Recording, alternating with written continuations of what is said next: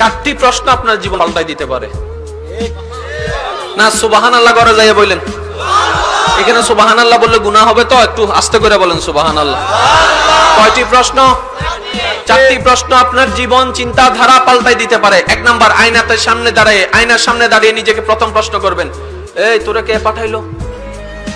তখন আপনার মন উত্তর দিবে আল্লাহ। উত্তর আর মুখে দেওয়া লাগবে না, আপনার শুধু প্রশ্ন করবেন মুখে, উত্তর সব আপনার মনে দিবে। কারণ আপনি না জানলেও উত্তর সবগুলো আপনার মনের ঠিকই জানা আছে। এই তোরে কে পাঠাইলো? মন উত্তর দিচ্ছে আল্লাহ। এইবার আপনি প্রশ্ন করবেন নিজেকে, কেন পাঠাইলো? এই প্রশ্ন যখন আপনি করবেন তখন আপনার বর্তমান জীবন, অতীত জীবন সামনে চলে আসবে আপনার। আরো জোরে বলেন না রে ভাই। এবার আপনি প্রশ্ন করবেন কি করলি এতদিন, আপনার সারা জীবনের গুনাহ সামনে চলে আসবে।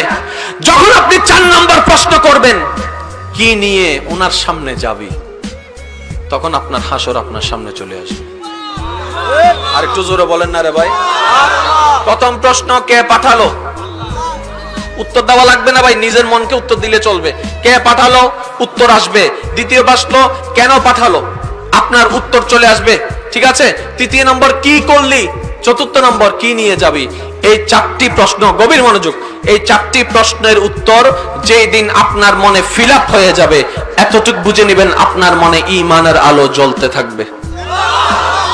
এখন আপনি নিজেকে এই প্রশ্নটা করেন তো, আপনার জীবনে শুধু প্রশ্ন, উত্তর পাবেন শুধু একটাই, কি কে পাঠালো, আল্লাহ, বাস। আর বাকি 3টাই আমরা এখনো ফেল।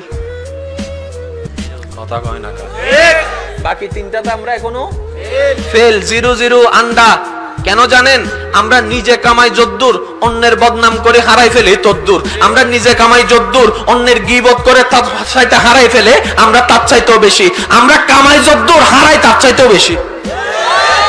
কি ভাইছে ভাই, কে কিটা করছে না করছে কোনোর দরকার কি? চুপ মাইরা বসে থাকেন না, চুপ মাইরা বসে থাকেন না। আপনি আল্লাহর বান্দার ইজ্জত হেফাজত করেন, হাসরে আল্লাহ আপনার ইজ্জত হেফাজত করবে।